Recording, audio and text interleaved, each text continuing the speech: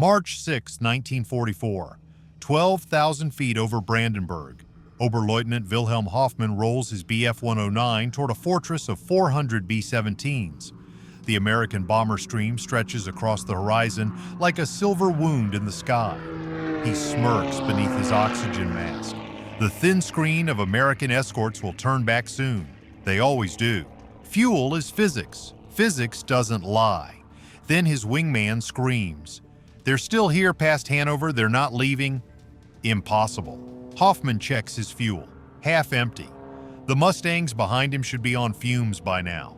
Every Allied fighter before today died on this math. But the silver shapes stay locked on his tail, laminar wings, slicing through air that should have sent them home an hour ago. He dives. They dive. He climbs. They climb. His fuel gauge drops toward red. Theirs holds steady like someone rewrote the laws of war overnight. Below his wingman's canopy explodes. Blood mist freezes in the slipstream. The parachute never opens. If these Mustangs can escort bombers to Berlin and back Germany's entire air defense strategy built on fuel limits, calculated ambush points, and the 500-mile sanctuary collapses in a single morning. For Hoffmann, this is no longer a dogfight. It's the moment he realizes he's been hunting prey that just became the hunter. What happens when the one law of air combat you trusted, fuel always wins, shatters at 25,000 feet?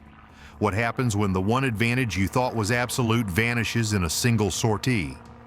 The European sky is a 750-mile corridor of death. From English airfields to Berlin's flak towers, it's an airspace Germany controls not through firepower, but through fuel math.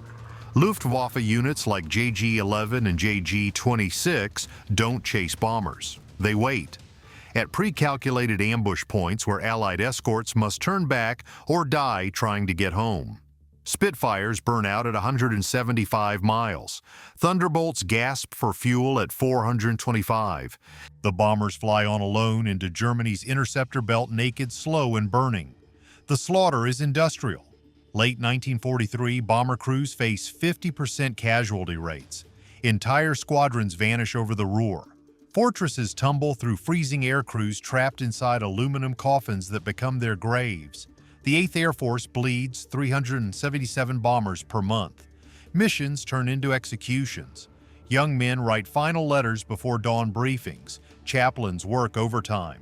Empty bunks multiply. Crew chiefs stop learning names, there's no point.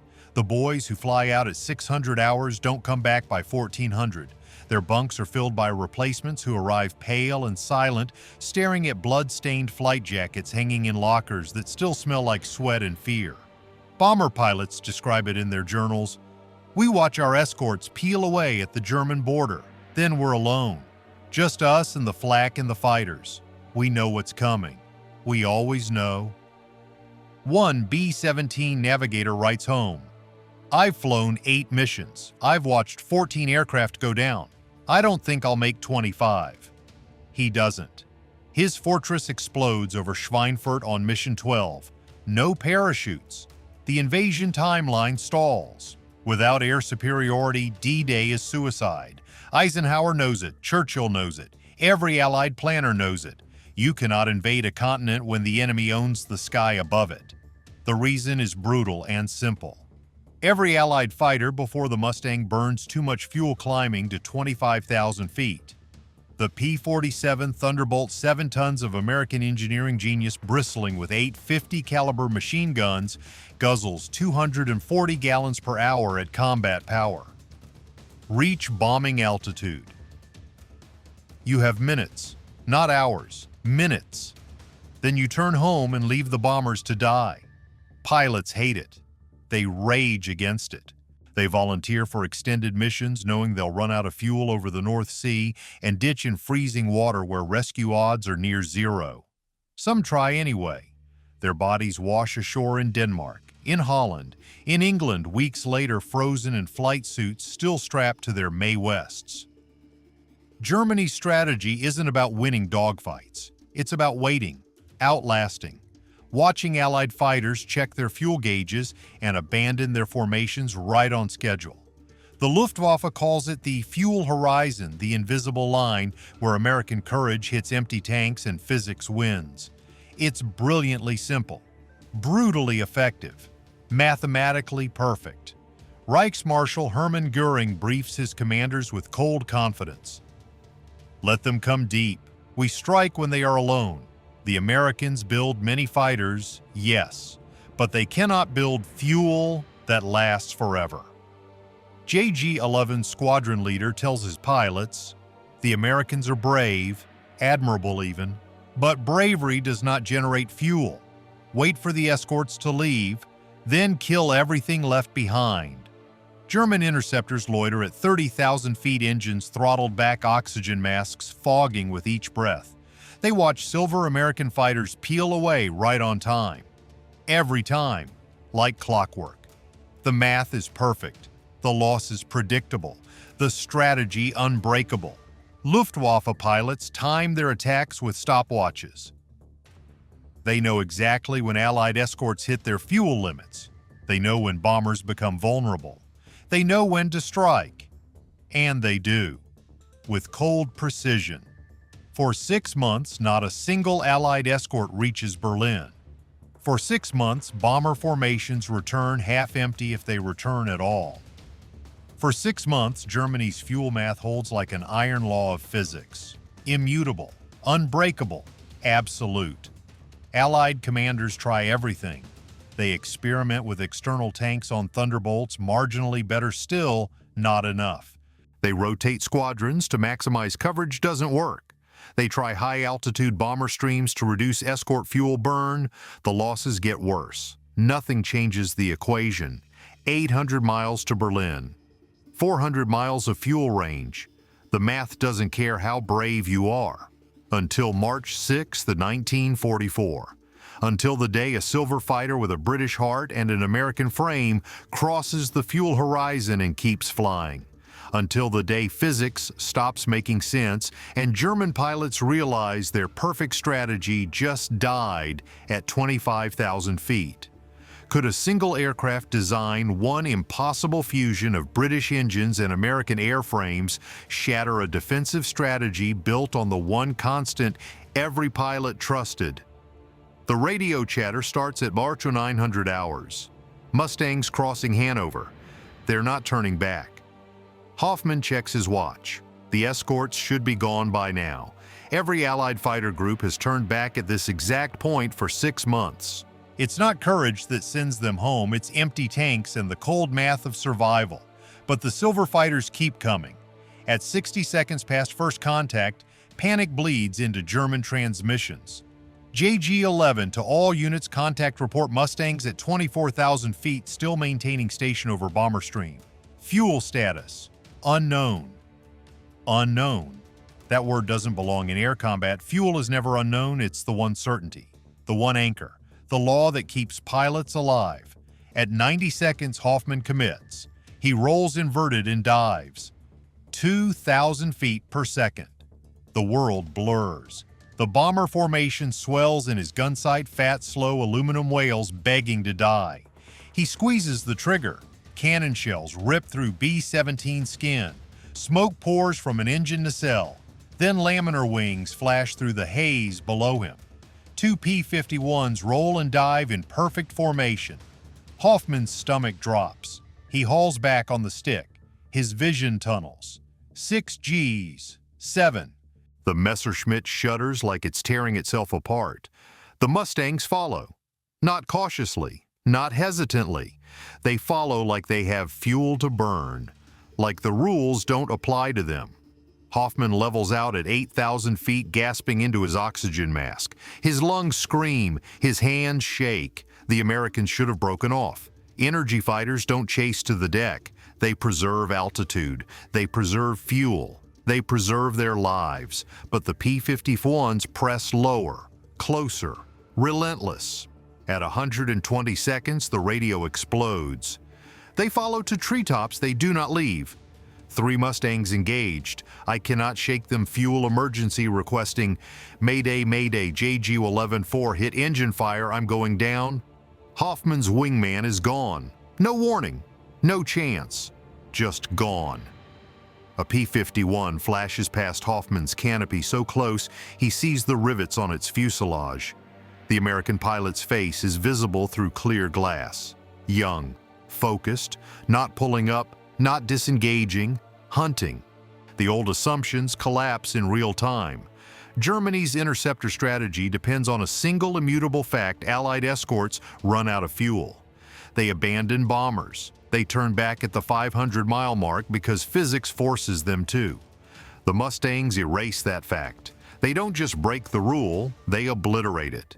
They rewrite it. They turn 6 months of German air doctrine into burning wreckage. Hoffman pulls into a climbing turn, pouring every ounce of throttle into his Daimler-Benz engine. His fuel gauge drops below half, 20 minutes of fuel left. Maybe 25 if he glides the last 50 miles and prays his engine doesn't quit over enemy territory. Ironic, since he's over his own territory, except now everywhere is enemy territory when the Americans can reach anywhere they want. The P-51 behind him climbs effortlessly. No hesitation, no fuel anxiety, no fear, no desperation in the way it moves, just smooth, controlled, professional pursuit. Cold air knifes through Hoffman's cockpit where a seal has failed. Sweat freezes instantly on his neck. His breath fogs inside his mask. His hands won't stop shaking on the stick fingers, stiff with cold and adrenaline and the creeping realization that he's not fighting a pilot anymore. He's fighting logistics.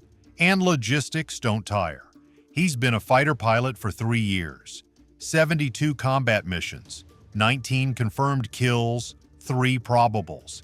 He knows every rule in the manual, every tactic, every advantage, every trick veterans teach rookies in the barracks after dark. And in 90 seconds, a silver American fighter with a British engine just made all of it meaningless. The radio crackles again. Another voice, younger, terrified. JG-11-7 to base Mustangs pursuing to ground level. I cannot. They will not leave. Someone help. The transmission cuts off. Hoffman knows what that means. He's heard it before. The sudden silence when a canopy shatters, when an engine seizes, when a pilot realizes in his last 2 seconds that he's out of altitude, out of airspeed, and out of miracles. The hunters are now being hunted all the way down to their own airfields, their own runways, their own beds, if the Americans decide to strafe barracks. There is nowhere left to hide, nowhere left to rest, nowhere left that the Mustangs can't reach. When the enemy stops playing by the rules you built your entire war strategy on, what do you do when running away, still isn't far enough. The North American Aviation Plant in Inglewood, California doesn't look like the place that will break the Luftwaffe. It looks like a factory. Aluminum sheets, rivets, noise, men in coveralls welding airframes under flickering lights. But inside engineers are committing heresy. They take a British engine, the Rolls-Royce Merlin, and marry it to an American airframe rejected by the RAF. The P-51B Mustang, a fusion that German designers mocked as committee thinking. A compromise fighter that should never work, except it doesn't compromise. It dominates. The Merlin engine burns as little as 43 gallons per hour at cruise. The laminar flow wing design, untested, radical, nearly abandoned slash is dragged by 30%. Engineers didn't just improve efficiency, they rewrote it. The result is an aircraft that doesn't just fly farther, it redefines what farther means. Internal fuel, 269 gallons.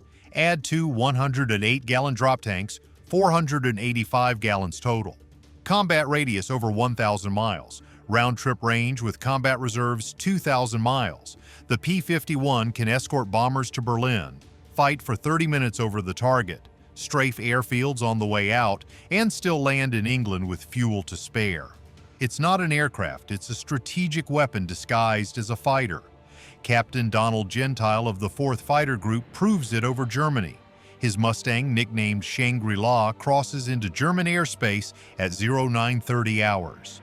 Full ammunition, full tanks, full confidence. At 1100 hours, he's still there, loitering, waiting. At 1215 hours, he engages 3 Bf-109s near Leipzig. Full throttle. War emergency power. He burns fuel like a man who has it to waste, because he does. German pilots watch in disbelief. The Americans should be running on fumes, should be panicking, should be fleeing toward England with minutes of fuel left. Instead, Gentile presses the attack, closes to 200 yards, fires. A Messerschmitt tumbles through smoke trailing fire. He still has fuel for 2 more kills. Hoffman watches this nightmare unfold from the cockpit of a dying Air Force. German pilots fly against a clock that never stops. Every dive costs minutes of fuel. Every climb costs survival. Every engagement is a race against empty tanks and the terror of gliding home over enemy territory. Mustangs spend seconds. Luftwaffe spends everything. The tactical shift is surgical and devastating. Colonel Hubert Zemke, commanding the 56th Fighter Group, issues new orders on March 5th. Aggressive pursuit. Do not circle bombers. Hunt. For 2 years, Allied escorts flew defensive screens, tight circles around formations waiting for Germans to attack. Predictable, passive, easy to avoid. Now the Mustangs hunt. They sweep ahead of bomber streams like wolves. They loiter at 30,000 feet with fuel reserves no German believes possible. They wait for Luftwaffe fighters to climb, then pounce with altitude speed and endurance still intact. The Germans can't ambush what's already waiting for them. German squadron leaders scramble to revise tactics. Orders flash across radio nets. Engage only when escorts show fuel emergency behavior. Look for drop tank releases. Look for turns toward home base. But the Mustangs don't turn home. They stay, hour after hour, mile after mile, hunting. JG, 26's commander, writes in his unit diary, "We are no longer fighting fighters. We are fighting endurance itself, and endurance does not tire." The technical advantage is overwhelming and the Germans know it. The Merlin's 2-stage supercharger maintains full power at 25,000 feet. The laminar wing keeps speed through dives without bleeding energy. The drop tanks extend range without compromising maneuverability once empty pilots jettison them and fight with a clean airframe. It's brilliant. It's simple. It's unbeatable. Hoffman experiences this firsthand over Brandenburg. He dives on a bomber formation. A Mustang dives with him, matching his speed, his angle, his aggression. Hoffman pulls up hard. The Mustang pulls up. He tries to extend full throttle racing away in a straight line, burning fuel he doesn't have. The P-51 follows. Calmly, patiently, like it has nowhere else to be and all the time in the world to get there. Hoffman's fuel gauge ticks toward red. The Mustang pilot, hundreds of miles from England, deep over Germany, doesn't flinch, doesn't waver, doesn't show a single sign of concern. Hoffman breaks off. He has no choice. 15 minutes of fuel left, maybe 20 if he throttles back and glides. The American lets him go. Not out of mercy, not out of chivalry, out of patience, because there will be another German fighter in 5 minutes. Another desperate dive, another kill. And the Mustangs will still have fuel, still have ammunition, still have time. The math is obscene. A Luftwaffe pilot at full combat power burns through his fuel in 90 minutes. A Mustang pilot at full combat power still has 3 hours. That's not an advantage, that's annihilation by logistics. German pilots used to fear enemy guns. Now they fear enemy fuel gauges. In a war where every advantage has been calculated down to the last liter, what happens when one side brings an equation the other side didn't know existed? The forbidden idea becomes reality on a freezing morning in December 1943. A British heart inside an American frame. The Rolls-Royce Merlin engine, legendary in Spitfires, refined over years of combat, shipped across the Atlantic and bolted into a fighter the British had already rejected. The original P-51A with its Allison engine was fast at low altitude, but gasped above 15,000 feet. Bomber escorts needed 25,000 feet. The Mustang was a failure. Then someone at North American Aviation asked a heretical question: what if we ignore the Allison contract? They swapped engines. British engineering meets American manufacturing. The P-51B emerges with a two-stage supercharged Merlin V1650 engine, power at altitude, range beyond reason. German intelligence dismisses it. Another Allied fighter, another incremental improvement, but this isn't incremental. The new P-51B carries 269 internal gallons plus two 108-gallon drop tanks. Total 485 gallons. Cruise consumption at 25,000 feet under 50 gallons per hour. Combat time over target 30 to 45 minutes. Return fuel margin comfortable. The numbers break every assumption. Escorts become hunters. Colonel Hubert Zemke realizes the strategic shift before anyone else. He radios his group on March 5, 1944, "Gentlemen, we are no longer defending bombers, we are destroying the Luftwaffe." For Hoffman, the twist arrives mid-dive over Leipzig. He attacks a B-17 formation. A lone Mustang drops from above. Hoffman expects the standard engagement quick burst, climb back to altitude mutual disengagement as both pilots conserve fuel and energy. The Mustang doesn't disengage. It follows him through a 4,000-foot dive, stays on his tail through a 6G turn, presses him down to 2,000 feet deep into terrain where altitude advantage vanishes and fuel consumption spikes. Hoffman's engine screams. His fuel gauge plummets. The smart move is to level out, extend, and escape. He does. The Mustang follows. Not aggressively, not desperately, calmly, like it has all the time in the world. Because it does. Hoffman glances at his gauge.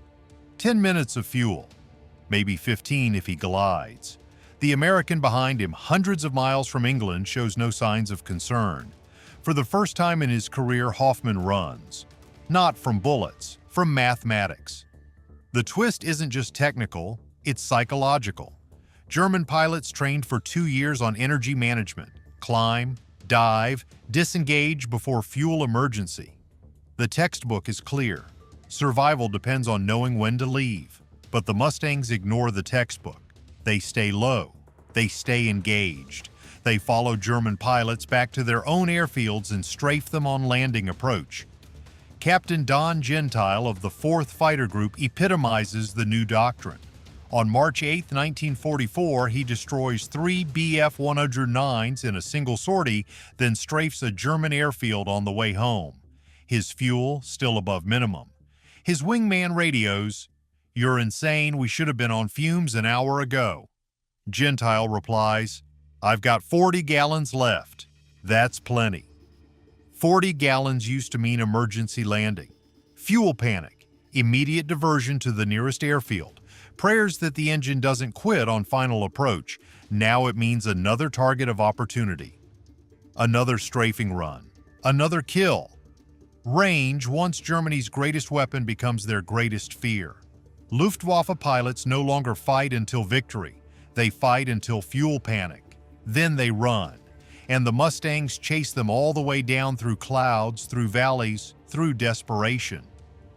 In war rooms across Germany, staff officers recalculate everything.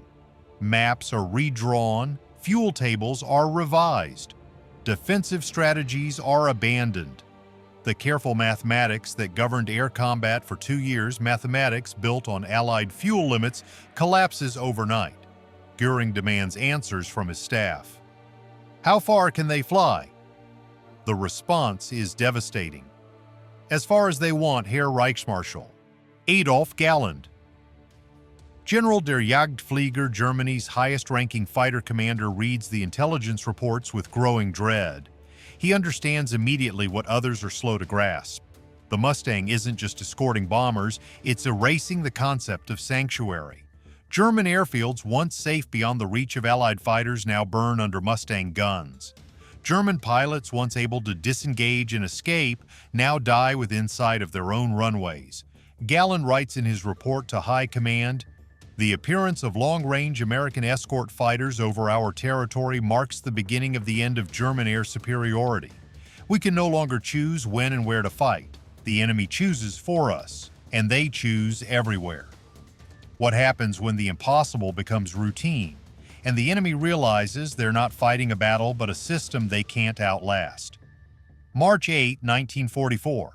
Training fields near Leipzig. WW2 sends up a student flight, 12 Bf-109s. Rookies with barely 20 hours of flight time, the Luftwaffe is bleeding experienced pilots faster than it can train replacements. These boys, most under 21, are the only reserves left. Their orders intercept a bomber stream returning from Berlin. They climb through haze at 0900 hours, engines roaring, formation loose, hands shaking on control sticks. At 12,000 feet, Mustangs from the 78th Fighter Group spot them. The Americans don't hesitate. 8 P-51s roll inverted and dive.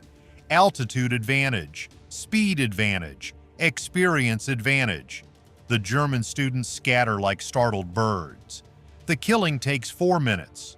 First Messerschmitt canopy shattered by 50 caliber rounds. Pilot slumps forward.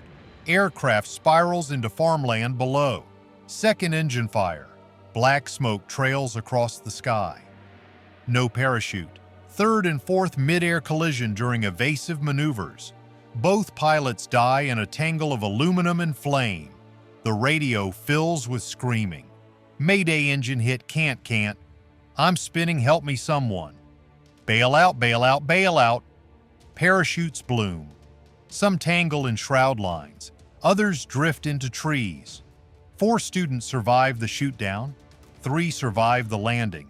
1 breaks his back in a field and dies before medics arrive. 12 aircraft.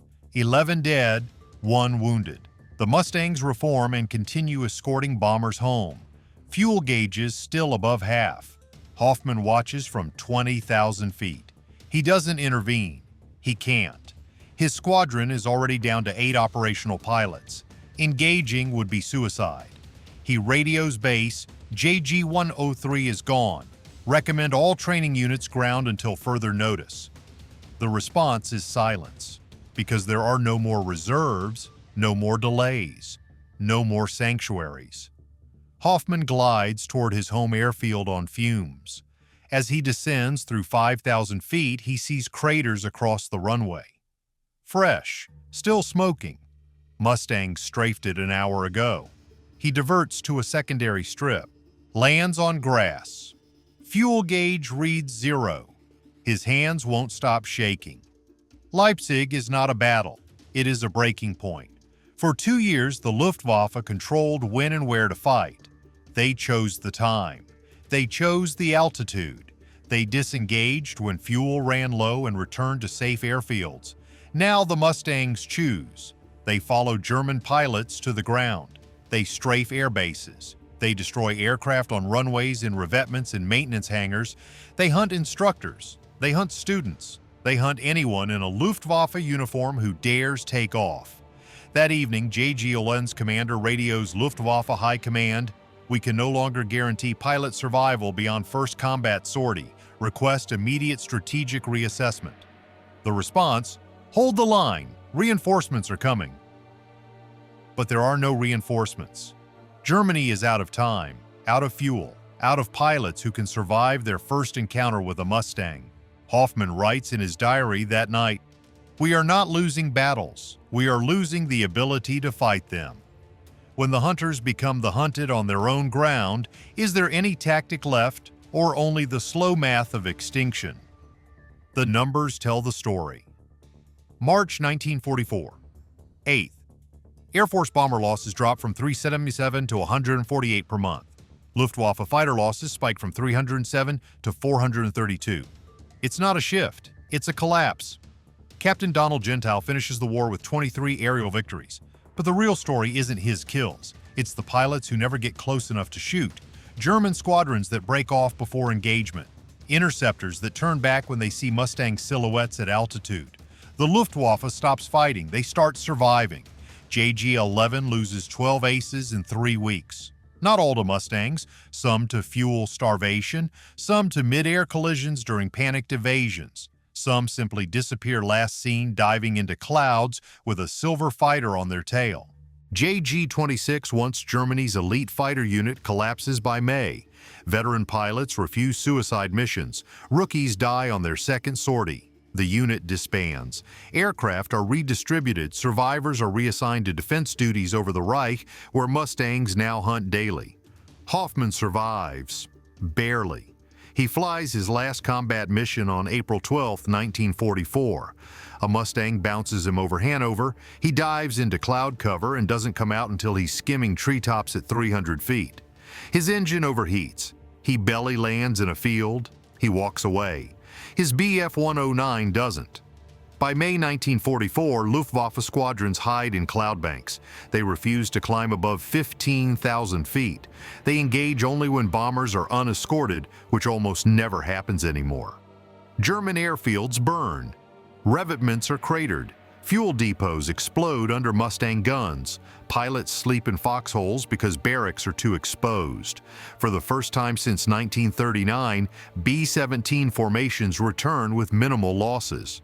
Entire bomber groups complete missions without a single aircraft downed. Crews stop writing final letters before takeoff.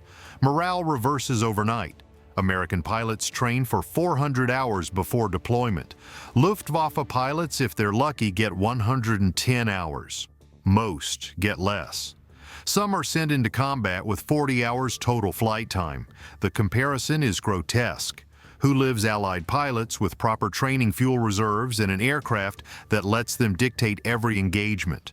Who dies German teenagers thrown into execution line interceptions with no hope of survival beyond the first pass? One JG-11 survivor, 20 years old, 3 combat missions, writes home in May 1944, "We take off knowing we will not return. The only question is whether we take an American with us." He doesn't return. His wingman doesn't return. The entire squadron is gone by June. On June 6, 1944, D-Day begins. Over the beaches of Normandy, Allied aircraft own the sky. The Luftwaffe sends 319 sorties. The Allies send 14,674. German soldiers on the ground look up and see nothing but enemy aircraft. No cover, no support, no hope. General Feldmarschall Erwin Rommel writes to Berlin, "The enemy has total air superiority. Our troops cannot move by day. We are fighting blind." The air war is over. The Mustang didn't win it with a single dramatic dogfight. It won through attrition, patience, logistics, by showing up every single day with fuel to spare and turning German airspace into a graveyard. Hoffman surrenders in May 1945. He flies no more combat missions. He doesn't need to. There's no Luftwaffe left to fly for. In his final diary entry, he writes, "The Mustang did not defeat us in the sky. It defeated us on the ground, in our fuel depots, in our training schools, in our sleep. We could not hide. We could not rest. We could not replace what we lost. That is not air combat. That is extinction." Can a war be won not by destroying the enemy's will to fight, but by simply outlasting their ability to keep fighting? The P-51 Mustang changes warfare. Not just World War II, the entire concept of air dominance. Before, the Mustang fighter doctrine centered on performance, speed, climb rate, maneuverability. The aircraft that could outturn or outclimb its opponent won. After, the Mustang doctrine centers on presence. The fighter that can stay over the battlefield longer, that can escort, hunt, and return, controls the sky. Not through superiority in a single engagement, but through sustained, patient, unavoidable pressure. The numbers prove it. By June 1944, bomber losses fall to 1.9%, down from 9.2% in 1943. The Luftwaffe loses 25% of its fighters every month. Replacement rates collapse. Pilot training disintegrates. Germany produces 25,000 fighters in 1944. It doesn't matter. The pilots flying them have an average of 110 training hours. American pilots average 400. The result is predictable. Experienced Luftwaffe aces men with $50, 100, 150 kills fall to rookie American pilots simply because the Americans can afford to make mistakes and still have fuel to escape. German rookies die on contact. The training pipeline breaks. By January 1945, Luftwaffe flight schools shut down. There's no fuel for training, no instructors, no time. The legacy extends beyond Germany's collapse.